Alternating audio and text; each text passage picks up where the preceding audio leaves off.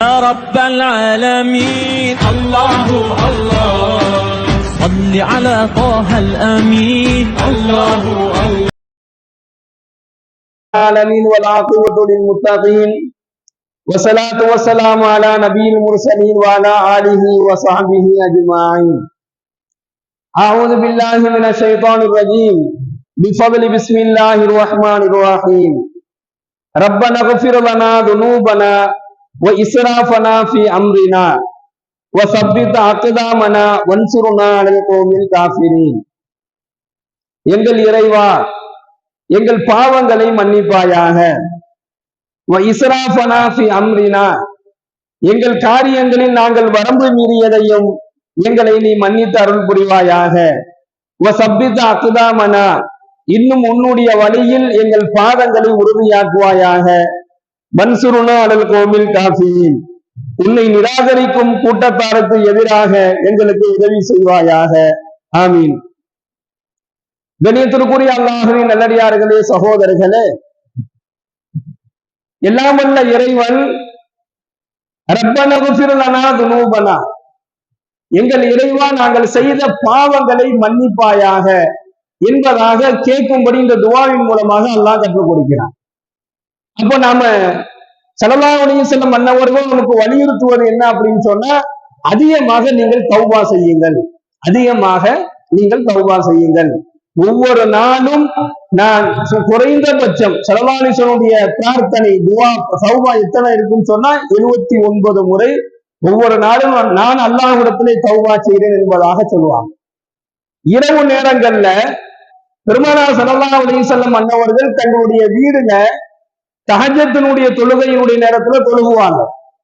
ஆயிஷா ரலியல்லாஹு அன்ஹா அவர்கள் சொல்றாங்க, பெருமானார் ஸல்லல்லாஹு அலைஹி வஸல்லம் அன்னவர்கள் ஒவ்வொரு இரவுல தொழுகும் பொழுதும் ஒரு திருகையில் மாவை அரைத்தால் எப்படி சப்தம் வருமோ அது மாதிரி பெருமானாருடைய நெஞ்சிலிருந்து சப்தம் வருவதை நான் உணர்வேன், நான் கேட்பேன்.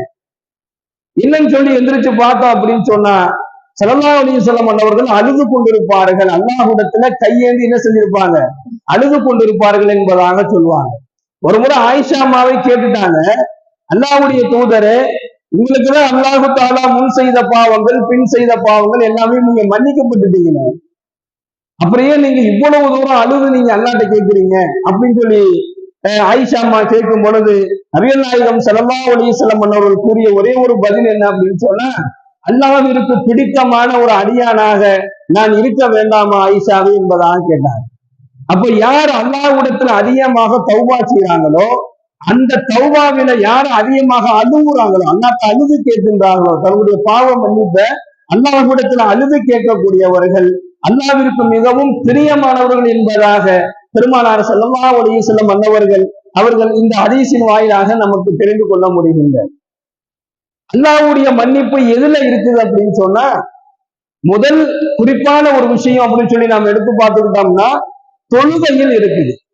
பெருமானார் ஸல்லல்லாஹு அலைஹி வஸல்லம் அவங்க சொல்றாங்க, அல்லாஹ் ஒரு தன்னுடைய அடியானை மன்னிக்க வேண்டும் என்று சொன்னால் அந்த மன்னிப்பு எதுல இருக்குன்னு சொன்னா தொழுகையில இருக்கு. யார் அதிகமாக தொழுகையை பேணுதலாக தொழுது வர்றாங்களோ அவங்களுக்கு என்ன செஞ்சிருவோம், அல்லாஹ் தஆலா உடனடியாக மன்னிப்பு வழங்குவோம்.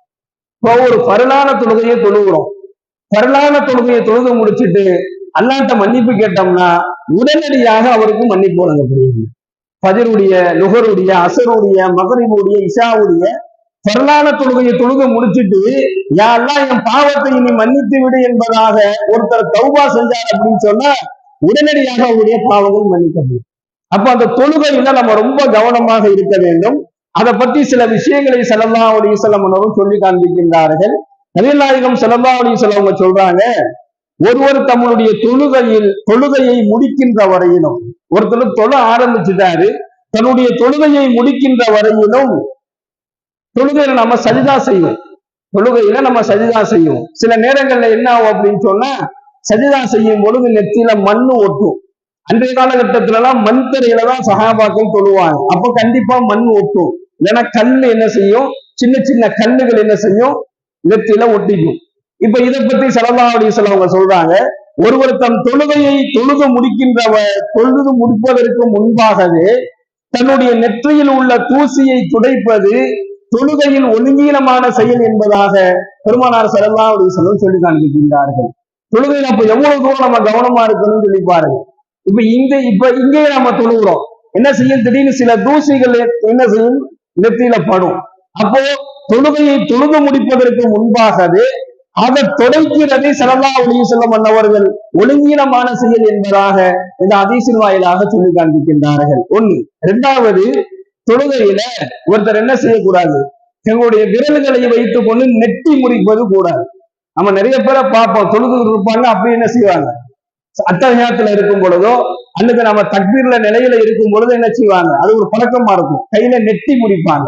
இப்ப இதையும் ஸல்லல்லாஹு அலைஹி வஸல்லம் அன்னவர்கள் தொழுகையில இதை நீங்க செய்ய வேண்டாம் என்பதாக, இது தொழுகையை ஒழுங்கீனமான தொழுகை இல்லாமல் அது ஆக்கிடும். அதாவது ஒழுங்கான தொழுகை இல்லாம இந்த செயல்கள் ஆக்கிவிடும். எனவே தொழுகையில் இதை தவிர்த்துக் கொள்ளுங்கள் என்பதாக ஸல்லல்லாஹு அலைஹி வஸல்லம் அன்னவர்கள் கூறிய இந்த ஹதீஸை ஹஜ்ரத் அபூ ஹுரைரா ரலியல்லாஹு அவர்கள் அறிவிக்கின்றார்கள்.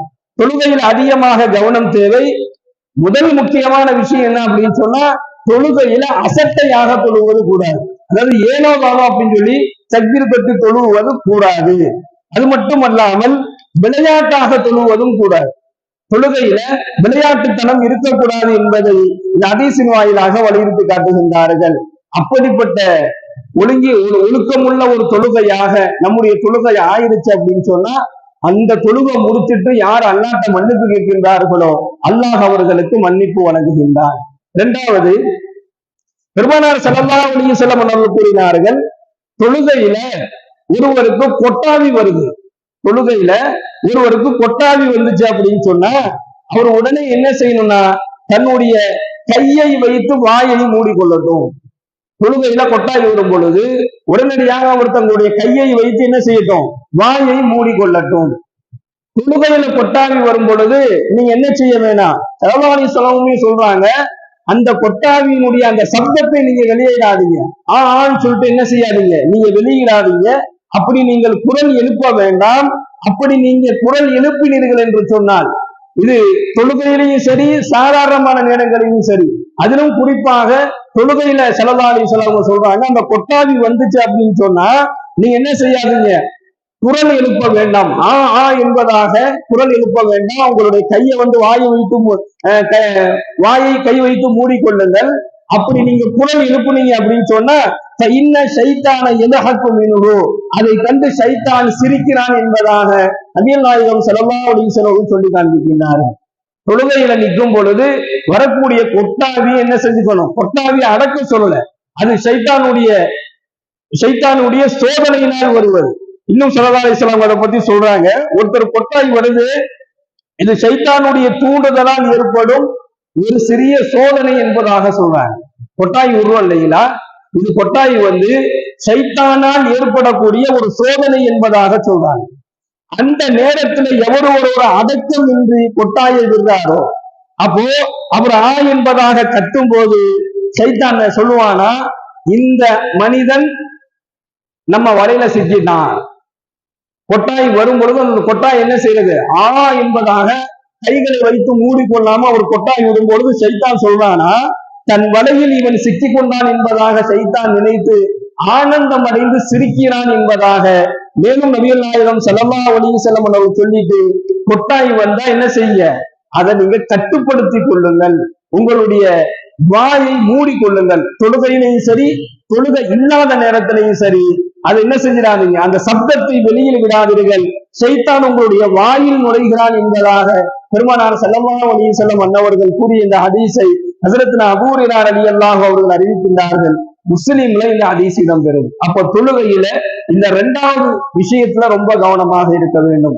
யாருடைய தொழுகை கவனம் உள்ள தொழுகையாக இருக்குமோ, யாருடைய தொழுகை ஒழுக்கமுள்ள தொழுகையாக இருக்குமோ, அந்த தொழுகையை அல்லாஹு தஆலா பரிபூரணமாக ஏற்றுக்கொள்கிறான். அந்த தொழுகையை கொண்டு அவர் என்ன அல்லாஹ்ட்ட கேட்கிறாரோ அதை அல்லாஹ் அவருக்கு வழங்கி விடுகின்றான். அடுத்தபடியாக பெருமானார் ஸல்லல்லாஹு அலைஹி வஸல்லம் அன்னவர்களுடைய திருமணம் விஷயத்தை நம்ம பார்த்தோம்.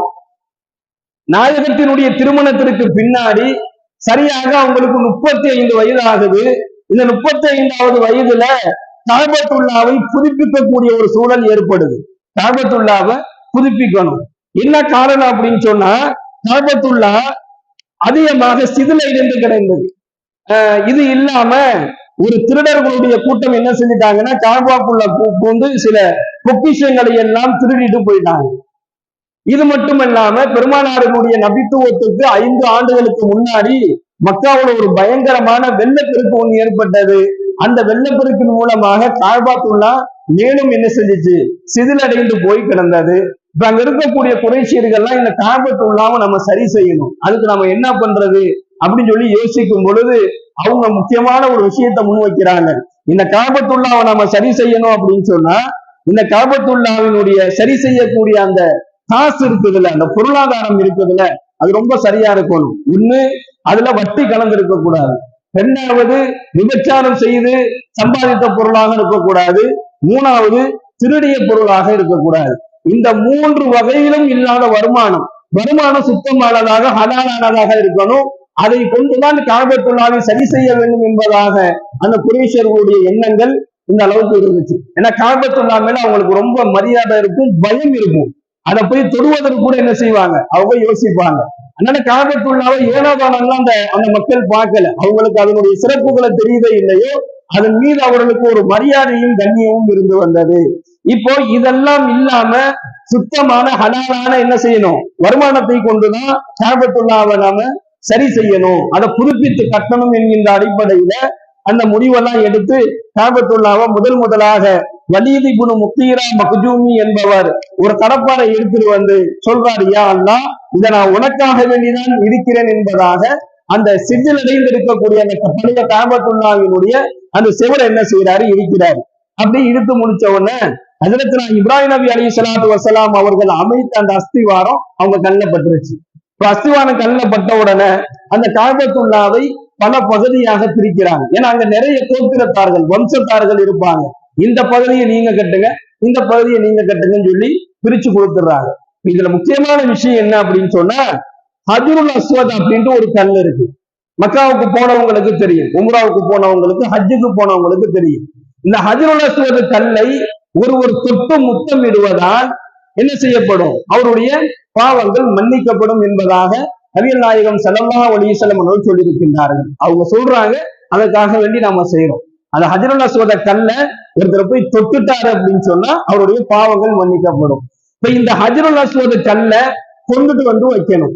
யாரு வைக்கிறது அப்படிங்கிறது அந்த மக்களுக்கு மத்தியில ஒரு பெரிய பிரச்சனையாகவே அது நடக்குது. ஏன்னா எல்லா கோத்திரத்தார்களும் நாங்க செய்யறோம் சொல்லி முன்னணிப்பாங்க. இப்ப யாரு வைக்கிறதுங்கிறது ஒரு பெரிய பிரச்சனையாவே இருந்துச்சு. இப்போ பேசிக்கிட்டு இருக்கிறாங்க, இந்த ஹஜ்ருல் அஸ்வத் கல்லினுடைய விஷயத்துல யாரு ஆலோசனை கொடுக்கறதுனே தெரியல. ஏன்னா யாரும் ஆலோசனை சொல்றதுக்கும் முன் வரல, யார் அதை கொண்டு போய் வைக்கணுங்கக்கூடிய முடிவும் வரல. அதாவது வரலாறுல என்ன எழுதுறாங்க அப்படின்னு சொன்னா, இதன் மூலமாக மக்காவுல குறைஷியர்கள் மத்தியில ஒரு பெரிய பிரச்சனையை உருவாக்கப்பட்டுச்சு. அந்த அளவுக்கு என்ன செஞ்சிச்சு, அது ஒரு பெரிய பிரச்சனையா நின்றுச்சு. இப்போ எல்லாம் உட்காந்து ஒரு பள்ளிவாசல்ல உட்காந்து பேசி இருக்கிறாங்க. பேசி இருக்கும்போது அதுல ஒருத்தர் ஒரு ஆலோசனை கொடுக்குறாரு. இப்ப நாம இங்க பள்ளி உள்ள உட்கார்ந்து இருக்கோம்.